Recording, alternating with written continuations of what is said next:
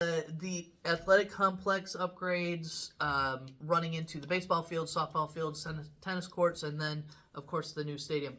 Let's start with the baseball, softball, tennis. Yeah, we've resurfaced our tennis courts every 3 or 4 years. We've filled in the cracks, resurfaced them. It's time to do a little more comprehensive update to that facility. When you look at the needs, the cracks are kind of big we don't have asphalt. a tennis court that doesn't have that doesn't have cracks, and that's I think it's common, obviously, with Michigan weather, right? That you're going to have to update, and we've updated every 3 to 5 years. You fill in the cracks, you surface it, but we'd like to do a little bit more to that. We're proud of. In order for it to be a facility that we can be proud of, and right. that is safe for kids, and we're proud of our baseball teams, our softball teams, our tennis. They're all great, and so we want them to have they a deserve top-notch a nice facility space to play in. With softball and baseball, certainly, we would like to. We're going to have to move softball probably just a little bit, but they're in serious need of upgrades. Whether it's the playing surface, whether it's the dugouts, whether it's the fencing. We've put some lipstick on it through the years, but it's not symbolic, or representative of the type of facility we want our kids to play on. And it's largely, certainly on the backs of those programs that have maintained that facility. So whether it's press boxes, whether it's hitting cages, whether it is concession stands, and perhaps shared facility, with the new athletic complex, where it can be multi-use, perhaps on one side it's concessions for baseball or softball, and on the other side perhaps for lacrosse or band or football or soccer or anything else. So we're looking to get creative with that, but we would like to enhance both our baseball and softball experience for our kids. There's, unless I'm wrong, there's not bathrooms. There are a few bathrooms out by the tennis court, so leave a lot to be desired. Right. A little bit of a walk, and there's not enough out there. I think there's certainly one male and one female. Every woman can say there's never enough women's bathrooms ever. And you got it. Certainly that's a fair. It's about. It's a long walk from track, Right. So certainly in this proposal, it's moving our competition or competitive track to the athletic complex, right, around the athletic or the artificial turf, because our track right now doesn't have water, it doesn't have electricity. It needs to be resurfaced. It needs new lighting and certainly sound. It has water on the grass all the way around it. It does, right? It on the grass in the middle. Pretty rapidly. And it's just not something we could ever host. Even anything more than a dual mate, we turn down. What's the benefit of hosting all these different programs? Well, for the school itself. Oh, without a doubt, tournaments and so forth. Well, we want to be a destination district. You want people coming to your community. You want them eating lunch downtown. You want them talking about Flushing, as perhaps a destination, or to their friends and family, or the experience they had here, in regards to facilities. We want to be able to host track meets. Well, we'll bring in some revenue that way, correct? Without a doubt. You can, by hosting, you can certainly bring in revenue to all of our athletic programs or the booster programs, whether it's band and orchestra, hosting a marching band competition, which I hope is the absolute first competition we host. I know we've been chomping at the bit to do that. We've never been able to do that. We're looking forward to that.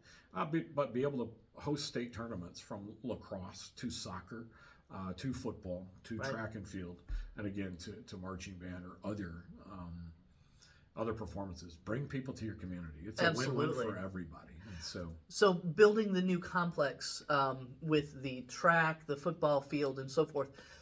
Again, the benefit. I know I read online where you say it's something that if we do that, we can use it 270 to 280 days a year. Versus right now, we have a football field that we use 25 to 30 times maybe, because you're pulling people out of the mud. We are, we during pull the them season. Pull them out every year after the parking on the mud, and that's one thing too. We have more asphalt parking spots at the high school campus right now already than we had cars parked at our last homecoming game. I mean, so everybody's going to be parking on asphalt and walking on asphalt or sidewalk to get into this athletic facility. and I digress a little bit, but it can absolutely. There are a myriad of positives that come, with being able to do that, and obviously we look forward to soccer playing there, and again are going to upgrade their complex on grass at Seymour as well, Okay. so that they'll have the option to play on grass, Right. or on artificial turf when you get to state tournaments and you're playing other teams. You want that experience of playing on turf, and so we look forward to having soccer up there. We look forward to having lacrosse up there. We look forward to your point, using it for PE class. Kids can go out every Right. single day and get on the track indoor on that artificial surface. And so we do think it'll be 280 days a year Right. that they're using it. Unless there's snow on it, we're going to be using it and we'll be Right. outside. And despite our best efforts to grow grass on our current field, once it rains and you play on it, certainly it's pretty much done for the season. It becomes It's mud. It's impossible to practice on, and so our kids don't practice on our football field. They only play there. Certainly we have... Which actually is not a benefit for them. Not at all. They can't practice on the field. Not at all. Not at But all. how does that? So actually, going right into that, how does that affect the maintenance workers and their workload? Yeah, great question. Right now they're overwhelmed with striping. They're overwhelmed Right. with mowing. They're overwhelmed with maintaining that grass field. I mean, and it takes a lot of time and energy and effort. So they would get hundreds. I mean, they'd get thousands of hours back to do other things throughout the district. Okay. There won't be striping fields. They won't be Right. mowing. Yeah. They won't be lining it for lacrosse and then lining it for football and then lining it for soccer, and then Right. that'll all be done on that artificial surface. And those upgrades are falling in between $8 to $12 million. They are of that bond. Yeah, it's multifaceted between the work at Seymour, the tennis facilities, Right. The softball and baseball upgrades, the complete athletic complex, 3,500 bleachers, bathrooms, concessions, Right. track. There's going to be a range. Right. Certainly, it's a huge part of the project, but can make a positive impact on our community and our school district for the next, what I think, I say 75 years, only because our current facility was built in 1951. Oh, well, there we go. We hope that the last year we play in there is 2025-26. It'll be 75 years. It will have lived an incredible life. So that goes into how quickly, if this is passed, do these things get implemented?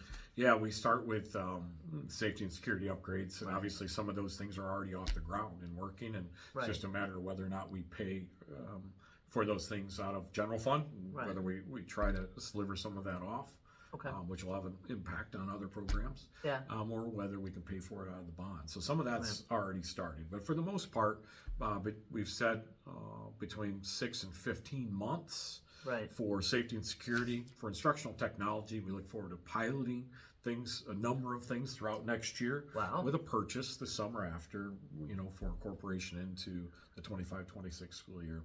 The elementary playground enhancements within the next 15 months. Performing arts within the next 6 to 15 months. The HVAC upgrades, same thing, 6 to 15 months. The athletic complex in its entirety is going to be probably 24 months to 27 months. We hope to be able to allow for the 26-27 school year, a little more than 2.5 years from now, that we can open it up in that year. And so that is what certainly architects and construction managers forecast for us. Right. When you pass a bond for your community, when the community supports a bond, obviously the ripple effects are great. Absolutely. Every dollar of school improvement that we can get out of this bond project without raising our current tax rate, just maintaining that 3.18 before it's eroded again in 5, 6, 7 years and starts to go down. Anything I can get done out of a bond is something that I don't have to take out of general fund. And if I don't have to take that out of general fund, it preserves the resources for kids and staff. And so I'm a dad. I've got 3 kids. Sure. One that's in the 13th year early college right now, one that's in 10th grade, one that's in 6th grade. And I want for my kids what I want for my other 4,100 kids in this district, which is resources in front of them to meet their academic needs, their physical needs, their mental, emotional health, their social emotional needs. And that's why it's so important that communities vote yes on projects like this, so that we don't have to get these things done by raiding general fund. It was never intended to do that. Right. There are negative ripple effects when you have to hit general fund for these needs. Right. And that's why communities are across our county and certainly across our state are supporting bonds that make sense for their community. And so, again, I can't speak enough. The most important thing that a successful bond project does is preserve our general fund to meet kids' needs in the classroom. And those needs aren't getting smaller every year. They're getting greater. You know, and in many cases, you're not the financial resources to meet those needs. You know what? All I have to say is vote yes. Vote yes. Yeah. It's good for our community. It's good for our schools. It's good for our kids. And it's not going to cost you anything more in the school millage. Absolutely. Yeah.